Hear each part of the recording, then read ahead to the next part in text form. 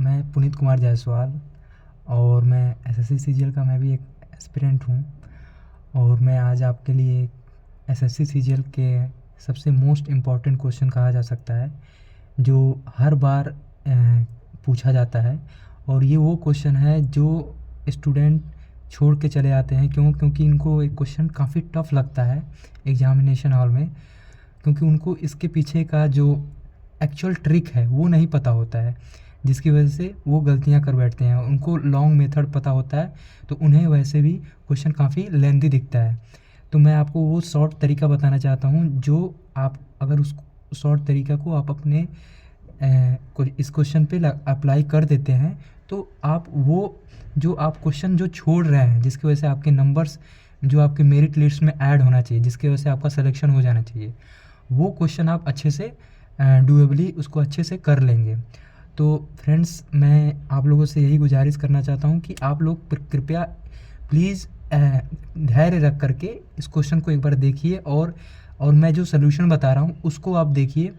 अगर आपको जो भी प्रोग्रेस होगा, जो भी कह सकते हैं कि जो भी आपको सीखने को मिलेगा, वो आपके लिए काफ़ी हेल्पफुल होगा। और अगर आपको अच्छा लगे तो आप प्लीज़ शेयर एंड सब्सक्राइब ज़रूर करिएगा।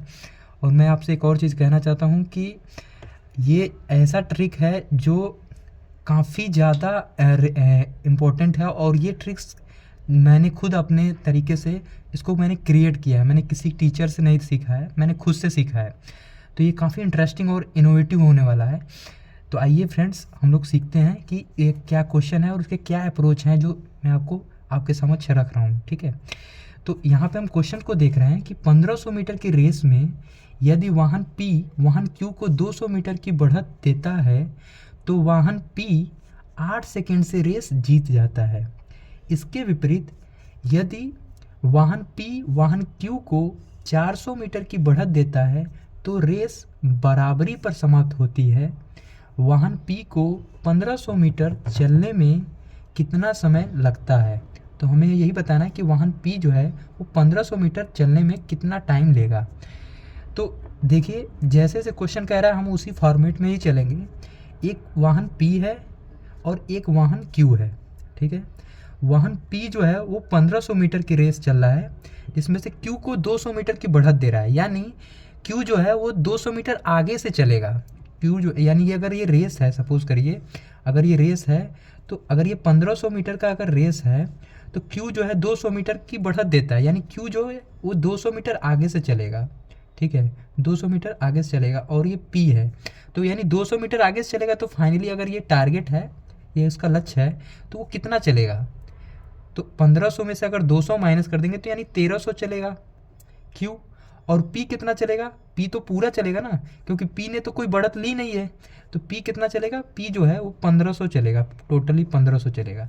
तो वही चीज़ मैं यहाँ लिखूंगा कि P कितना डिस्टेंस ट्रेवल करेगा। तो P जो है वो 1500 डिस्टेंस ट्रेवल करेगा और Q कितना डिस्टेंस ट्रेवल करेगा? 1300। जहाँ पे मैं यहाँ पे लिख दिया है 1300।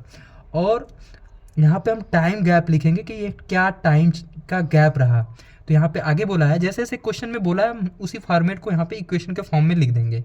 तो मैंने कहा कि P जो है 1500 मीटर चला और Q जो है वो 1300 मीटर चला, जिसमें P जो है 8 सेकेंड से रेस जीत जाता है। यानी 8 सेकेंड से, यानी टाइम का गैप जो है उनके बीच में कितना रहा होगा? 8 सेकेंड का। यहाँ पे बेसिकली टाइम गैप यहाँ पे लिख देंगे। ठीक है, ये लाइन आपको मुझे ऐसा लगता है कि आपको समझ में आई होगी। ठीक है, अगर आपको नहीं समझ में आई होगी तो वीडियो को एक बार पीछे करके आप उसको देख सकते हैं। ठीक है, एक बार दो बार, तो आपको, मुझे जहाँ तक लगता है कि आपको समझ में आ जाएगा।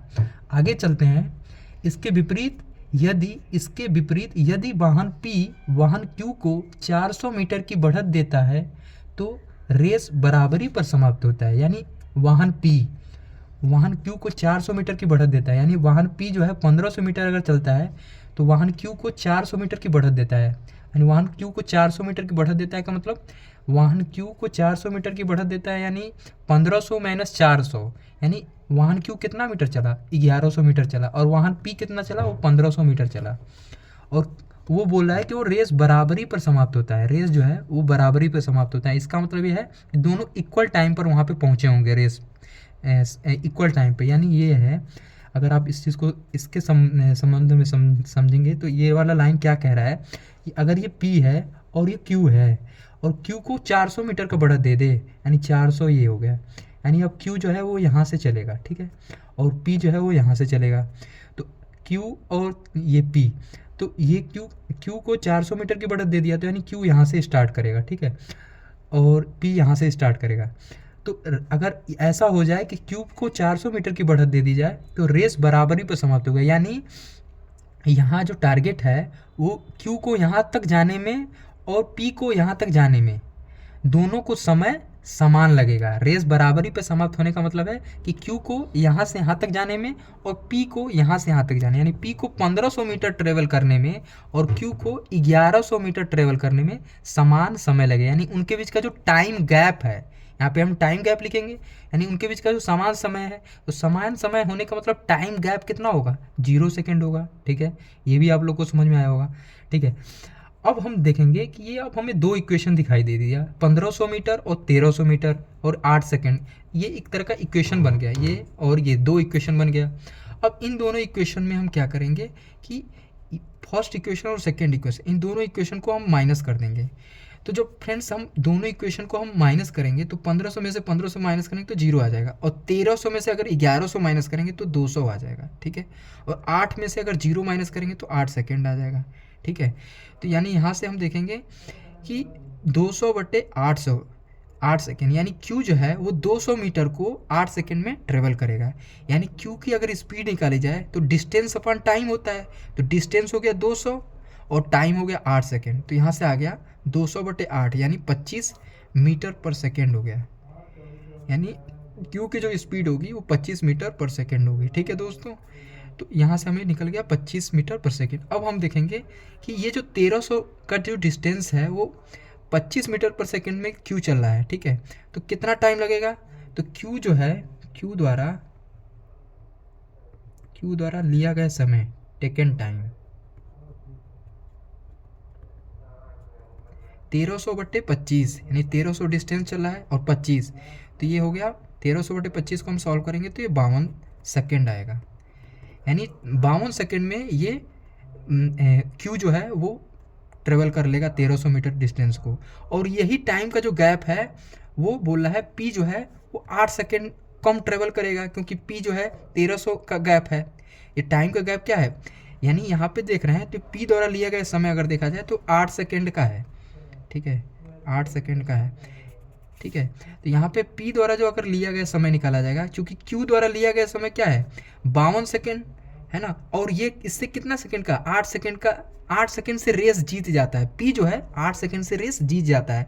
यानी इसका मतलब ये है कि अगर Q जो है वो 52 सेकेंड लेता है और P रेस 8 सेकेंड से जीत जाता है, तो इसका मतलब ये है कि 52 - 8 यानी 52 से 8 कम सेकेंड लेगा, जिसकी वजह से ये रेस कितने देर में टाइम में कवर कर लेगा, 52 - 8 यानी 44 सेकेंड में ये जो P है वो रेस को कवर कर लेगा। मैं कहना ये चाह रहा हूँ कि अगर Q द्वारा अगर 1300 मीटर डिस्टेंस को 25 मीटर पर सेकेंड स्क्वायर से स्पीड से चल रहा है तो टाइम कितना लग रहा है 52 सेकेंड, और यहाँ पे क्वेश्चन में देखिए कि P जो है 8 सेकेंड से रेस जीत जाता है, यानी अगर ये 52 सेकेंड ले रहा है तो Q से कितना कम सेकेंड मिलेगा, यानी 52 - 8 सेकेंड में टाइम लेगा, तभी तो रेस 8 सेकेंड में जीत जाएगा। क्योंकि वो अगर कोई बंदा रेस 8 सेकेंड से रेस जीत जाता है तो इसका मतलब है कि अगर Q जितना टाइम ले रहा है उससे उतना कम टाइम लेगा, ठीक है। तो ये 52 हो गया, अब 52 - 8 माइनस करेंगे तो 44 सेकेंड आ गया, और यही इस क्वेश्चन का आंसर होगा, जो कि काफ़ी इंटरेस्टिंग है। अगर आपको नहीं समझ में आया होगा तो आप एक बार पीछे 2 बार 3 बार करके आप देखेंगे तो मुझे ऐसा लगता है कि डेफिनेटली आपको समझ में आया होगा, ठीक है दोस्तों। थैंक यू, धन्यवाद, नमस्कार, जय हिंद।